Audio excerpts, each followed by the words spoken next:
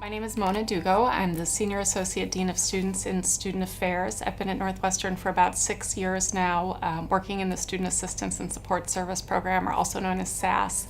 I'm really glad to participate in this video today. During my 6 years here, I've worked with a lot of graduate students over the years, and know graduate school to be a time when students experience a lot of stress and distress. And I'm glad to have the opportunity to share some of the resources that we have for you all so that you know who to reach out to and where to reach out when you might be experiencing some difficulties. The Dean of Students office is a place that manages students' concerns outside of the classroom. So you may turn to your DGS or your PI or your lab advisor if you're having academic difficulties in the lab or the classroom. When you're experiencing difficulties outside of the classroom and you don't know where to begin, we're a good place to begin and a good place to help you navigate the resources at Northwestern University, which can be a little bit difficult to navigate at times. So today I would like to talk to you about some of the resources and some of the things that the Dean of Students office provides. The Dean of Students office in Student Affairs oversees multiple offices. One of those offices is ACCESSIBLENU, which is our disability services. That is overseen by the Dean of Students office. That's an office that is our disability service office and an office that students can go to register when they have any kind of chronic or long-term health or mental health condition and may need some flexibility and academic accommodations. I would encourage you to look at their website online. Some of the typical accommodations we might see would be, for example, time and a half on tests. So students who, for whatever reason, anxiety, depression, ADHD diagnoses, may need some additional time on a test. We have a testing center, so some students choose to take their test there for distraction-free testing, and also just to be out of the pressure of the classroom when a test is occurring. That would be a common accommodation. We have a director of assistive technology who can work with students who may benefit from different technologies. So for example, he works with some students who use something called the Smart Pen that will record lectures and help them take notes while they're in class. So that's one example. One of the other offices we have is the Office of Off-Campus Life, and that is where the first point of contact for students moving off campus or when you may have disagreements or difficulties with landlords or with the city. One of the other offices that we oversee is the Office of Student Conduct and Conflict Resolution. I want to talk to you also about a couple of the resources that we have for help and support. I mentioned already that I work in the Student Assistance and Support Service program. What we are is we're a team of 4 deans in the Dean of Students office, and we work with students who have had mental health, or other kinds of crises that may be interfering with their academic success or performance at Northwestern. For students who maybe are experiencing an onset of depression or anxiety, or have a family issue or crisis or financial concerns where those things may be interfering with your ability to function as a graduate student, we're a good place to start. We're not a counseling center. We don't offer confidential counseling services, but we can help you navigate Northwestern and get connected to the proper resources around here.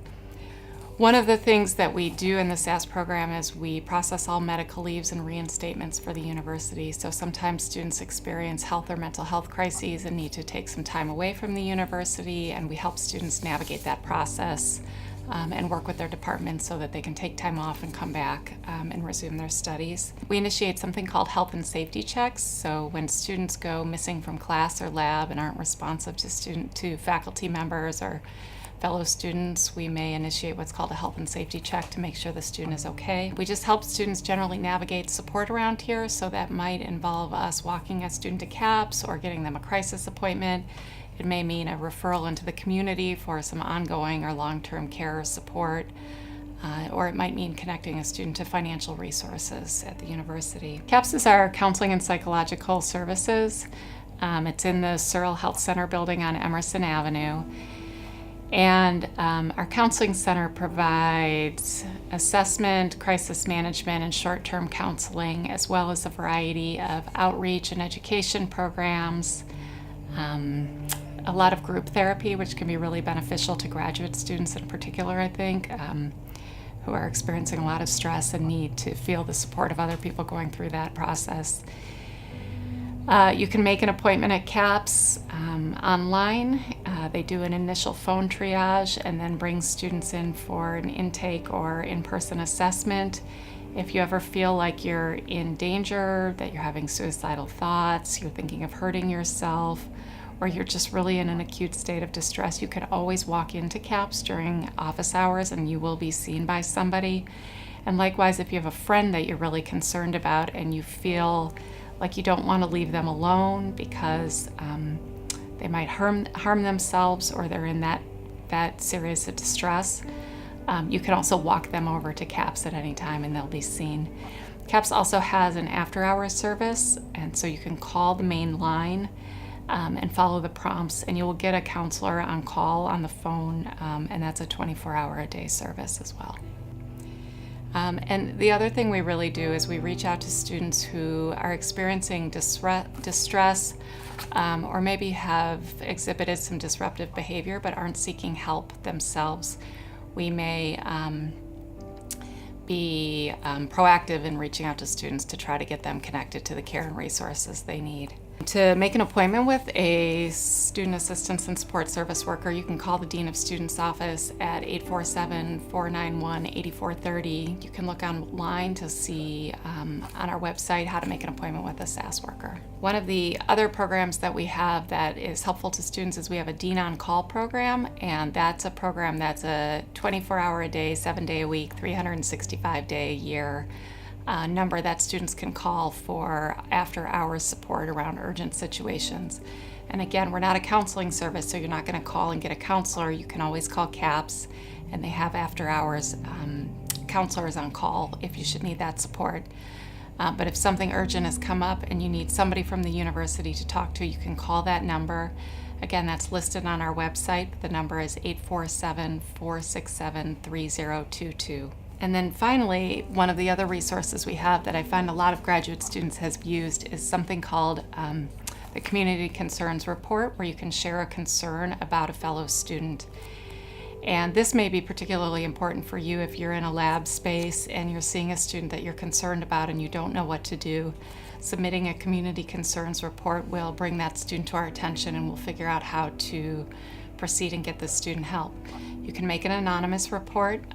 Making an anonymous report limits our ability somewhat to intervene because we do like to call you, follow up with questions, and then as we intervene with the student, we can keep your identity private so the student doesn't know you were the one who made the report.